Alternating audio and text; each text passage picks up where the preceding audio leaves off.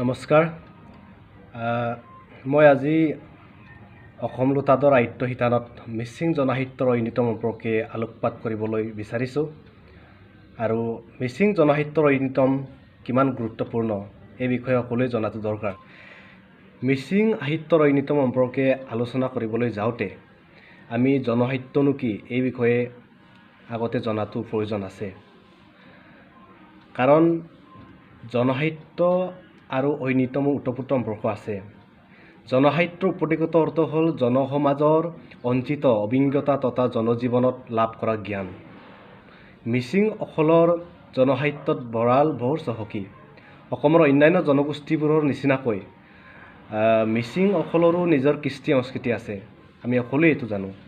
মিচিং অখল সাধাৰণতে কৃষিজীৱী হোৱাৰ হেতুকে সাধাৰণতে তেওঁলোকে খেতি পথাৰত গৰু ম'হ চৰাওঁতে হৃদয়ত সৃষ্টি হোৱা বেদনা আৱেগ অনুভূতি এই সকলোখিনি ইয়াৰ জৰিয়তে দূৰ কৰে।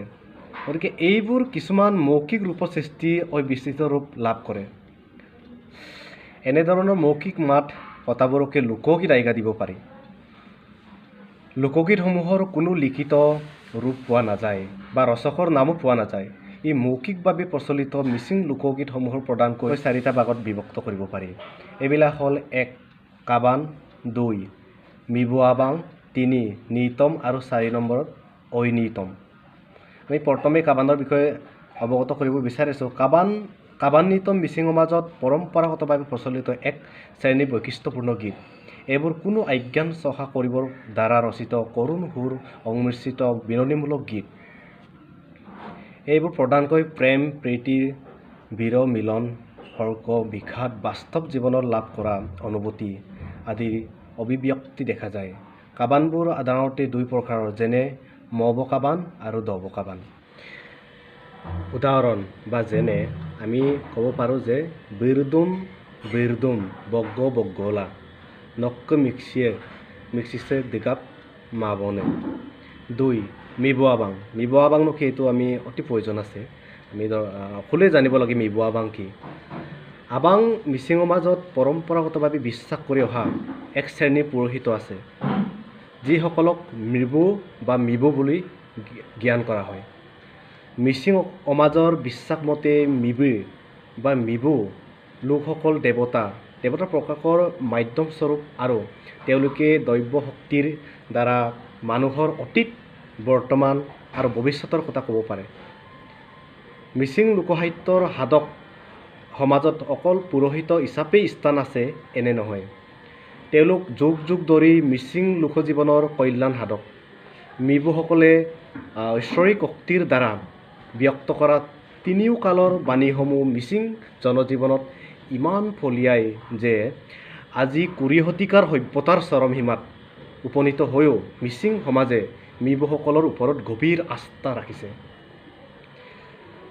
আবাং হ'ল মিবুসকলে দেও হুতুতে সুৰ ধৰি মতা এক শ্ৰেণীৰ শ্লোক, যি শ্লোকত মিবুসকলে মানুহৰ অতীত বৰ্তমান আৰু ভৱিষ্যতৰ সুখ দুখ অপায় অমংগল আদি প্ৰকাশ কৰে।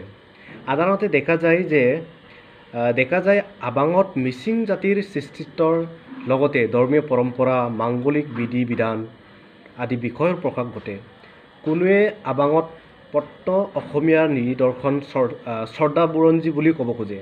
উদাহৰণস্বৰূপে আমি ক'ব পাৰোঁ যে দৰ্মি চিতুঙে তিৰমক তিৰমাঙাই কম্বং আপোনে ৰৈবক ৰেয়াবাই। আমি আৰু এটা উদাহৰণ দিব পাৰোঁ, পেকামা কামদাঙা কলপি কামদাঙাই লিতুঙা কলপি। এতিয়া আহিছোঁ 3 নম্বৰলৈ, নিতম। আমি নিতম সম্পৰ্কে সকলোৱে জনাটো দৰকাৰ। নিতমনো কি? নিতম বা আবে বুলি কোৱা হয়। মিচিং লোকসমাজত ইপুৰুষৰ পৰা ইপুৰুষলৈ মুখে মুখে বাগৰি অহা এনে কিছুমান গীত বা নিতম বা আবে আছে, য'ত মিচিংসকলে আয়ত্ত সংস্কৃতিৰ প্ৰতিফলন ঘটে।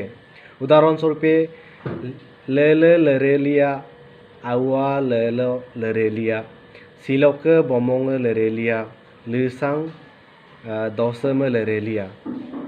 এতিয়া আহিছোঁ ঐনিতমলৈ। 4 নম্বৰ ঐনিতম সম্পৰ্কে আমি সকলোৱে জনা বৰ্তমান মিচিং সমাজত যিটো ঐনিতম পৰিস্থিতি বা পৰিৱৰ্তন বা ইতিহাস, গতিকে ঐনিতমনো কি, এই ঐনিতম জনাটো সকলোৱে দৰকাৰ।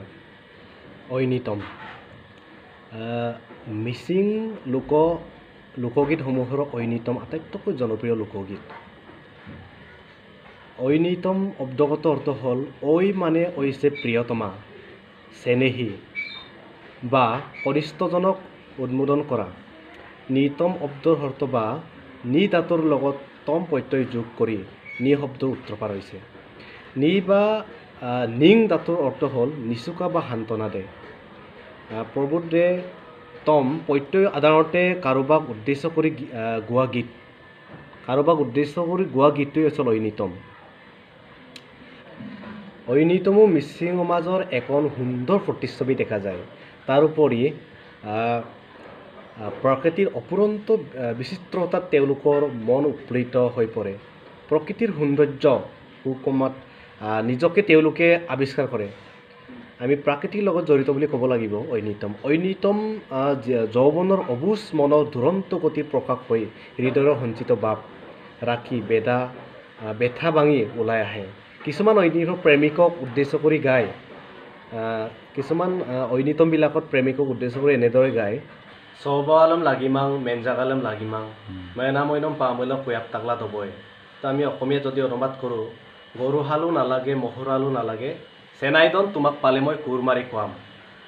আকৌ প্ৰিয়জনৰ লগত বিচ্ছেদ হ'লে প্ৰেমিকাই মনৰ বেজাৰত গায়: আছে জিলি জিলিক মিক্সে জিলি জিলিক, আছে জিলি পিন্দাগ মিক্সে জিলি পিনমায়ে। তো আমি যদি অসমীয়াত অনুবাদ কৰোঁ তেতিয়াহ'লে এনেকৈ হ'ব: নৈ পানীৰ নিজৰো নিজৰা, চকুৰ পানী নিজৰো নিজৰা, নৈৰ পানী উকালেও চকুৰ পানী নুশুকায়। ঐনিতমবোৰ যে কেৱল প্ৰেম বিৰহৰ গীত এনে নহয়, আনন্দ উল্লাসতো ঐনিতম গোৱা হয়। গুমৰাগ চমানতো এই গীতসমূহ পৰিৱেশন কৰা দেখা যায় বা কৰা হয়।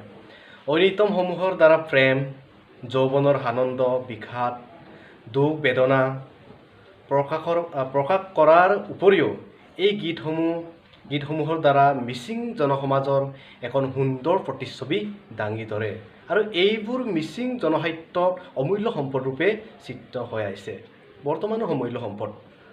আমি শেষত ক'ব পাৰোঁ যে সময়ৰ সোঁতত, বৰ্তমান সময়ৰ কথা কৈছোঁ, যে সময়ৰ সোঁতত এনে লাগে যেন আজিকালি ঐনিতমত সাগৰ এই সুৰ নাই, এই কথা নাই, যে লাহে লাহে গোলকীকৰণ, যি বৰ্তমান সময়ৰ ইণ্টাৰনেটৰ যুগ, এই গোলকীকৰণৰ যুগত আমি এৰুৱাই পেলাইছোঁ নেকি নিতমৰ সৰলতা আৰু সৌন্দৰ্যতা, এই বিষয়ে ভাবিবলগীয়া। ধন্যবাদ। চাই পায়।